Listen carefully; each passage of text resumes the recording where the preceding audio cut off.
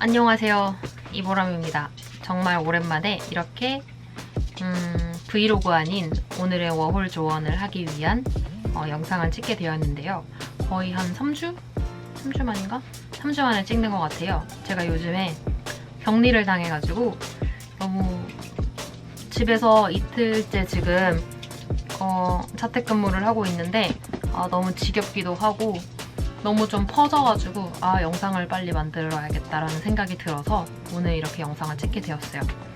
혹시나 근무 중에 하고 있는 거 아니냐라는 생각이 들까봐 제가 지금 증거를 좀 남기고 싶은데 네, 3월 13일 금요일 7시 57분 저녁 7시 57분입니다.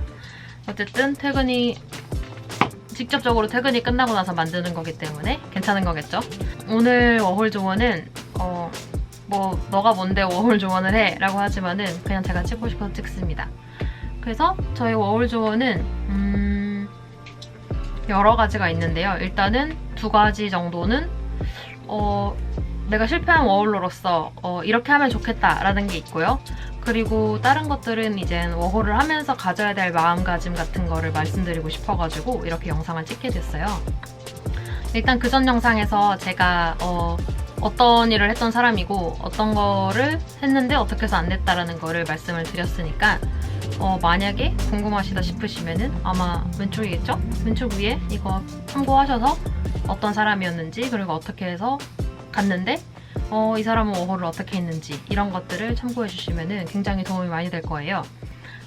이젠 도착하셔서 어떻게 하면 좋을까에 대한 그런 조언을 드리고 싶은데요. 첫 번째는 일단 올 초반에 즐기기보다는 빨리 일을 구하세요.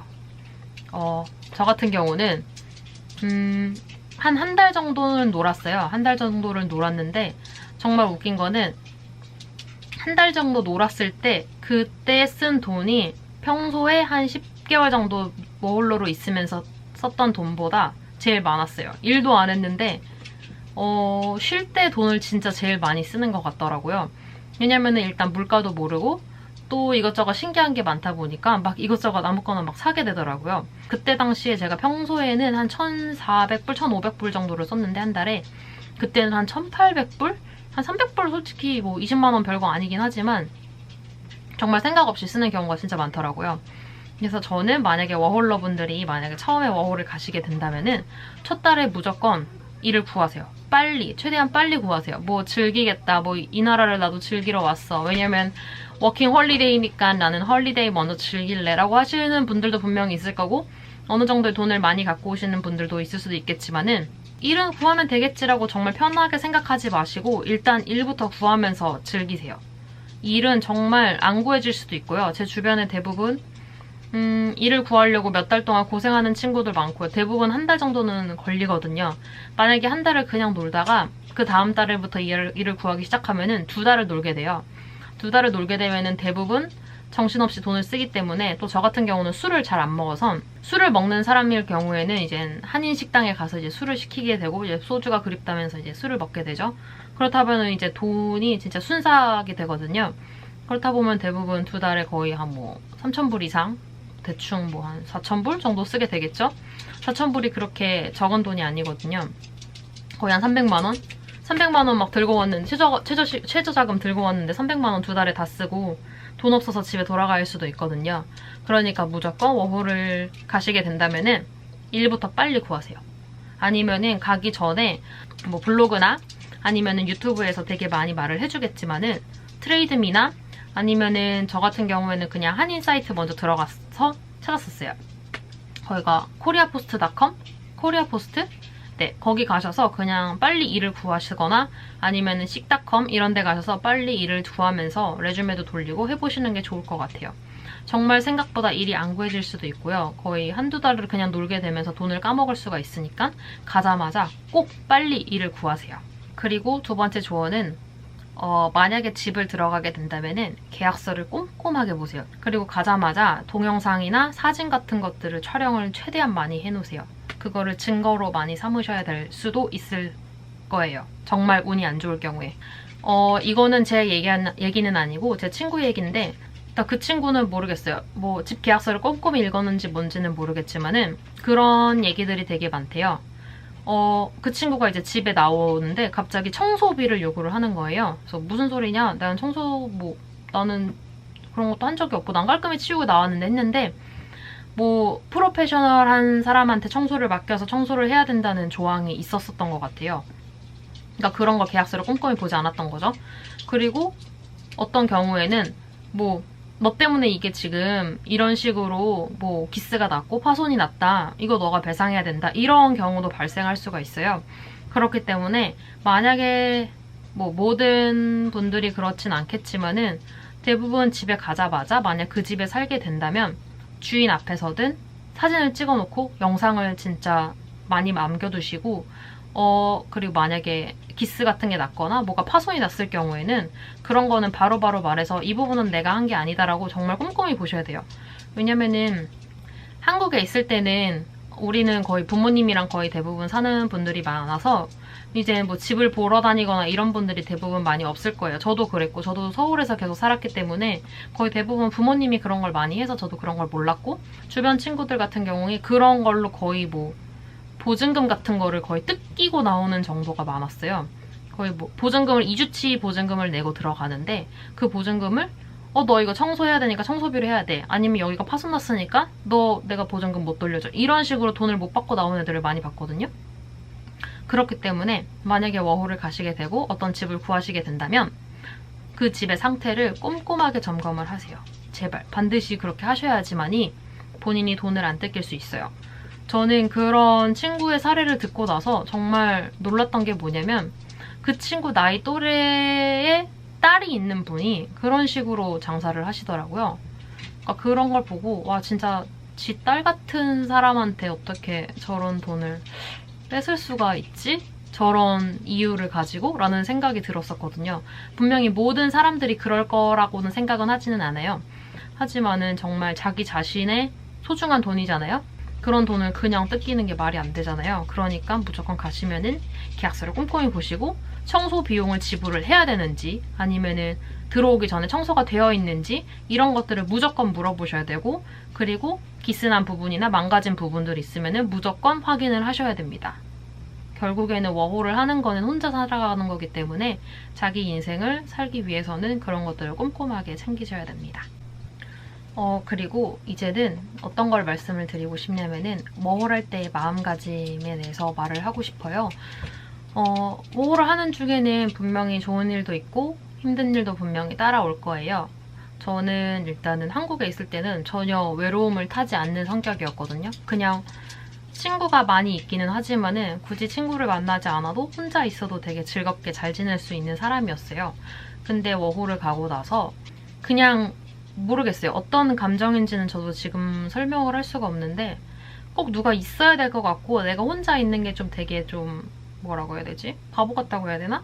그리고 새로운 곳에 갔는데 새로운 사람들을 만나야 되는데 그런 게 조금 힘들었던 것 같아요. 그렇다 보니까 조금 외롭기도 하고 그랬었는데 만약에 워홀을 가시게 된다면은 정말 외롭다고 아무나 만나지 않으셨으면 합니다. 나는 안 그럴 거야. 나는 좋은 사람 만날 거야. 그러면 좋은 사람 만나면 정말 좋죠. 하지만은 정말 외롭다고 아무나 만나게 될 수 있는 환경이거든요. 예를 들면은 여러 가지 어플들도 있죠. 요즘에 한국에서 유행하는 틴더나 아니면은 여러 다른 소개팅 앱 같은 거를 많이 하면서 이제 이성을 만날 수 있는 경우가 굉장히 쉬워져요. 그렇다 보면은 이제 괜찮은 사람인 줄 알고 만났다가 완전 바보 같은 사람을 만나게 될 수도 있고요. 결국엔 타지에서 사는 거기 때문에 외로움은 따라올 수밖에 없고 그런 외로움을 어떻게 풀 수 있을까를 좀 고민을 해보셨으면 좋겠는 게 그리고 두 번째로는 할 수 있는 한 뭐든지 한다라는 마음을 가지고 가셨으면 좋겠어요. 다들 저 같은 마음이 아닐 수도 있지만은 저 같은 경우에는 나는 꼭 이거를 할 거야 라는 생각을 가지고 갔어서 나는 아무거나 안 해 라는 좀 뭔가 고집 있는 소신 같은 것들을 지키려고 했다가 그게 좀 많이 무너져서 되게 힘들어했던 케이스였거든요. 저는 일단 한국에서 회사를 다니면서 돈을 벌었던 사람이었기 때문에 저는 뉴질랜드 가서도 회사를 다니고 싶었어요. 그러니까 다 서비스직을 하는 거를 좋아하기는 했지만은 뭔가 서 있는 것보단 앉아서 일하는 게 훨씬 더 편한 사람이어서 당연히 앉아서 하는 일을 찾을 거야 라고 생각을 했었고, 나름 좀 초반에 여기저기 이제 많이 영문 이력서를 넣고 전화 면접을 보면서 좀 뭔가 희망이 생겼었거든요. 근데 결국에는 이제 2달을 그렇게 놀다 보니까 돈이 떨어져서 어떤 일이든 시작을 했었어야 됐는데, 그때 당시 이제 만났던 친구한테 그런 얘기를 한 적이 있었어요. 너는 무슨 일을 구하려고 이 나라에 왔어? 라고 물어보니까 자기는 아무거나 다 할 수 있대요. 자기는 아무거나 다 할 거래요. 사실 그 얘기를 처음 들었을 때 너무 자기 자신의 삶에 대해서 너무 책임감 없이 좀 하는 거 아니야? 너무 아무거나 할 수 있다고? 라고 했지만 결국 그 친구는 회사에 취업을 해가지고 거의 뭐 취업 비자를 1년 더 받고 1년 더 있다가 지금 자기네 나라로 돌아갔거든요. 한국 사람은 아니고. 그러니까 그런 걸 봤을 때 생각보다 나는 아무 일이나 할 수 있어 라고 말하는 게 되게 좀 중요한 것 같더라고요. 그 아무 일이란 게 정말 나쁜 거를 제외하고이지만은 나는, 그 친구는 그랬었어요. 자기는 키친핸드, 그러니까 설거지 하는 일도 상관없고 자기는 일단 어떤 일이든 구해서 할 자신이 있다, 하고 싶다라고 말을 했었거든요. 그냥 그런 걸 보니까 나도 그렇게 시작을 했으면 참 좋았을 거리라는 생각이 들었어요. 왜냐면은 저는 이제 2달을 결국 이제 일을 구하다가 마지막에 이제 어쩔 수 없이라는 생각으로 이제 스시 가게에서 일을 하기 시작했는데 생각보다 너무 괜찮았거든요. 내가 할 수 없어, 나는 저거를 안 하고 싶어라고 생각했던 것 중에서도 되게 의외로 괜찮은 것들이 많았었어요. 그리고 스시 가게에서 일을 하면서 되게 좋은 언니를 만났고, 그 언니를 통해서 뭔가 인생에 대한 긍정적인 기운들을 되게 많이 받아가지고 그 언니가 항상 했던 말이 있거든요. 그러니까 할 수 있다. 어떤 상황이든 간에 항상 할 수 있다라는 말을 많이 했었거든요. 그 말이 지금도 조금 입에 남아서 뭘 할 때마다, 아니면 뭐가 좀 잘 안 풀릴 때, 그럴 때마다 항상 할 수 있다, 할 수 있다 라고 말을 많이 하게 되는 것 같아요. 의외의 곳에서 되게 뭔가 인생의 경험을 한 느낌이었었어요. 그래서 만약에 워홀을 가게 되셔서 고집 있게 그런 일을 하시는 것도 중요해요. 근데 어쨌든 만약에 저처럼 정말 그냥 일반적인 사무직을 했다가 가셨을 때 무조건적인 사무직을 구하시려고 하시기보다는 생각보다 다른 데서도 좋은 길을 찾을 수 있다는 거를 알 수 있을 것 같아요. 3번째로는 한국에 살았던 내 모습을 버리기입니다. 만약에 저처럼 이제 막차 워홀러 거의 어느 정도 나이가 차서 가신 분들 같은 경우에는 그런 얘기들을 많이 하는 걸 봤어요. 내가 이 짓 하려고 이 나라에 와서 이거를 하고 있다고? 이 돈 벌자고 이걸 하고 있다고? 라고 하시는 분들도 많이 봤고, 저 또한 그런 사람이었어요. 내가 이거 하려고 이 나라에 왔나? 라는 생각이 되게 들어서 솔직히 저는 그것 때문에 되게 많이 힘들었었거든요. 근데 그 말이 진짜 웃긴 게 뭐냐면은 그 말이 저를 더 힘들게 했었던 것 같아요. 나는 한국에서 얼마를 받았고 나는 이런 복지를 누리면서 회사를 다녔고 내가 근데 여기서 뭐 하는 거지? 이런 생각들이 저를 되게 비참하게 만들었었어요. 한국에서 내가 어떤 사람이었는지, 한국에서 내가 어떤 일을 했는지 그런 거는 여기서 정말 하나도 안 통할 수가 있어요. 그러니까 통하시는 분들도 분명히 있어요. 제 주변 또 다른 워홀러 같은 경우에는 한국에 있는 그런 경력들을 잘 살려서 지금 이제 그 친구가 지금 뉴질랜드에 있는데 그 친구는 그거에 경력을 인정받아서 입사를 하게 됐고 지금은 이제 취업 비자를 받아서 더 진행을 하고 뉴질랜드에 남게 될 것 같다라고 얘기를 하더라고요. 너무 잘된 일이죠. 부디 내가 한국에서 어떤 일을 하고 살았는지, 어떤 복지를 누리고 어떤 삶을 갖고 살았는지는 정말 중요하지 않아요. 우리는 외국인으로 그 나라에 간 거잖아요. 생각보다 안 풀릴 수도 있다. 그렇기 때문에 내가 한국에서 어떤 일을 하면서 어떤 돈을 벌고 얼마를 벌었는지를 생각하면서 자기 자신을 비참하게 만들지 않으셨으면 해요. 그리고 또 얘기를 하자면은 생각보다 인생은 내 마음대로, 내 생각대로 풀리지 않는다입니다. 이거는 워홀뿐만 아니라 뭔가 인생의 전반적인 이야기인 것 같기는 한데 저는 제가 생각했던 워홀이랑 완전 다르게 지내고 온 사람이라서 저는 제가 워홀을 가기 전에 거기서 남자친구를 만나고 그 나라에서 언젠가는 살 수 있겠지라는 생각을 전혀 하지 않고 갔었어요. 왜냐면은 저는 워홀 전에 어쨌든 32살이었고 맞나? 32살이 되었고 거의 31살 11월 달에는 어떤 회사에 되게 다니고 싶었는데 정말 모욕감을 느낄 정도로 그런 식으로 이제 어쨌든 그렇게 해서 이제 나오게 됐었거든요. 그렇기 때문에 32살이 된 1월 1일에는 정말 내 삶이 어떻게 굴러갈지를 정말 모르겠더라고요. 정말 어떻게 보면 노답? 뭔가 이것저것 하고 싶은 것도 많고 이것저것 관심 있는 것도 정말 많았는데 뭔가 인생이 되게 안 풀린다라는 느낌을 받았지만은 그거가 정말 슬프지는 않았던 것 같아요. 그냥 그런가 보다. 뭔가 안 풀리던 시간이 되게 많다 보니까 그냥 이런 게 인생인가 보다 라고 생각을 하면서 지냈었던 것 같아요. 그래서 만약에 워홀을 갔다 온다고 하더라도 제 인생에는 뭔가 크게 변화가 없을 거라고 생각을 했었어요. 그냥 그쪽에 친구가 살고 있으니까 그 나라 가서 그냥 해외에서 한번 살아보고 싶었으니까 한번 워홀을 해보고 싶었으니까 그냥 한번 갔다 오지 뭐라는 되게 가벼운 마음으로 갔었고 그리고 그런 하고 싶었던 리스트가 있었다고 말했잖아요. 그냥 그런 리스트만 하고 오더라도 괜찮을 것 같다. 그래서 그렇게 돈을 모아오면은 뭐 대만이나 이런 데로 유학을 가야지 라는 생각을 했었거든요.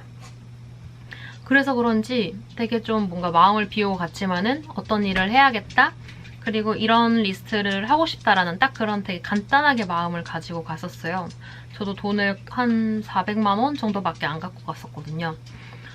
근데 정말 안 풀리다가 결국에는 그쪽에서 이젠 제가 어떻게 보면은 되게 사랑한다고 말할 수 있는 사람을 만났고 그쪽으로 넘어가서 살 수 있는 직업을 찾기 위해서 한국으로 다시 돌아왔고 지금도 여전히 롱디를 잘 하고 있고 뉴질랜드를 갔다 오지 않았으면은 제가 지금 하고 있는 데이터 분석 쪽을 일을 할 거라고 정말 생각도 못했을 것 같아요.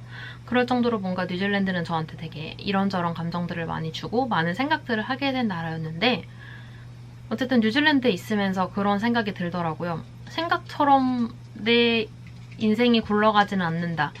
주 7일 일을 구했지만은 3일 뒤에 다리를 다쳐서 한 달 뒤에 결국 그만두게 됐고 그러다 보니까 돈이 떨어져서 한국에 돌아가야 된다고 생각이 들었는데 갑자기 한국어 과외 4개가 한 번에 들어오면서 그곳에서 살 수 있는 방법이 생겼고 남자친구를 계속 만나면서 잘 지낼 수 있었고 그렇기 때문에 만약에 워홀을 하시다가 정말 안 풀린다 정말 나는 왜 남들처럼 돈을 잘 못 벌고 지낼까 라고 하면서 되게 힘들게 지내시는 분들도 분명히 있을 거라고 생각해요. 하지만 무조건 그 워홀을 버티라는 말씀은 아니에요. 정말 힘든 일이 있으면은 정말 힘들어서 한국에 가야 될 수밖에 없는 상황이 온다면 한국에 가는 것도 방법일 수도 있어요. 근데 제가 뉴질랜드에 있으면서 정말 뭔가 인생의 몇 년을 압축해서 산 느낌이었어요.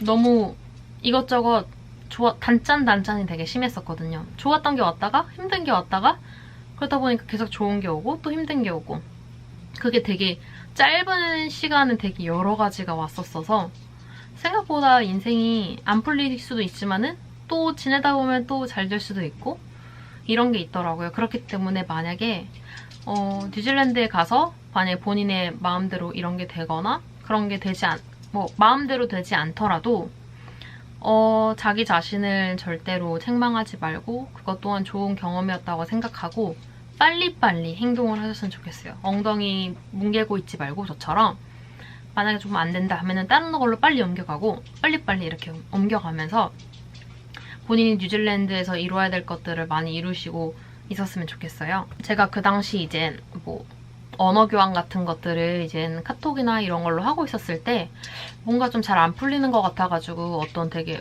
만난 적도 없는 친구한테 제 얘기를 한 적이 있었어요. 근데 이제 그 친구가 그런 말을 하더라고요.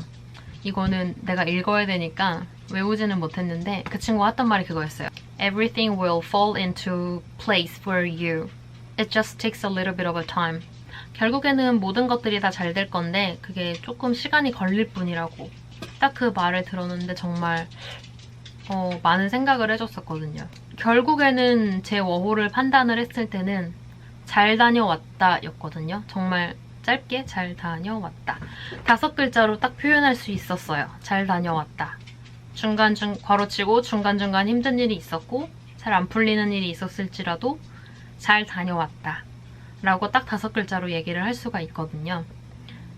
그렇기 때문에 지금 워홀을 하시는 분들 분명히 뭐 친구가 없었어서 친구가 있어가지고 그곳에서 쉽게 시작하시는 분들은 거의 대부분이 아닐 거라고 생각해요.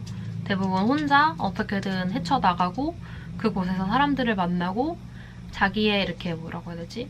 터전을 만들어가는 분들이 많으실 것 같은데 분명히 그 중간중간 힘든 일이 있을 수도 있지만은 또 좋은 일이 올 수도 있으니까요.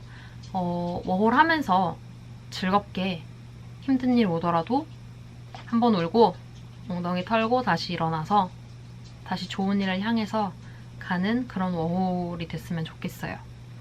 일단은 저는 많은 힘든 일이 있었지만은 엉덩이 털고 일어나고 다시 계속 존버하다 보니까 좋은 일들이 계속 있었고 그렇게 한국에 돌아와서 다시 재취업을 34살에 34살 맞나? 33살에 재취업을 해서 새로운 분야로 이직을 할 수가 있었고요. 그렇기 때문에 절대 포기하지 마시고 즐겁게 워홀 생활을 하셨으면 좋겠습니다. 다음에는 아마 여러 가지 영상이 한 2개 정도 더 있을 것 같은데요. 한 개는 워홀에서 제가 얼마 정도 썼는지 뭐 돈이 얼마 정도 필요하겠구나 이런 걸 되게 저도 많이 찾아봤었거든요. 그래서 제가 그런 내역들을 블로그에다가 많이 올려놨었어요. 지금은 그 어플이 삭제돼가지고 저한테 그게 좀 잘 안 됐는데 다행히도 제가 블로그에다가 남겨놨기 때문에 블로그 통해서 제가 좀 얘기를 해볼 수 있을 것 같고 또 제 블로그에서도 제일 많이 보는 게 한국어 과외더라고요.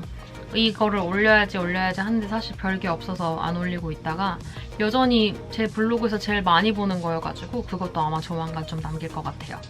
왜냐면은 저는 밖에 나가지 못하기 때문에 집에서 노는 방법을 어떻게든 강구해봐야 됩니다. 어쨌든 제 영상 봐주셔서 감사해요. 꼭 워홀에서 멘탈 잘 잡고 즐겁게 지내셨으면 하는 바람입니다. 그럼 이만 안녕.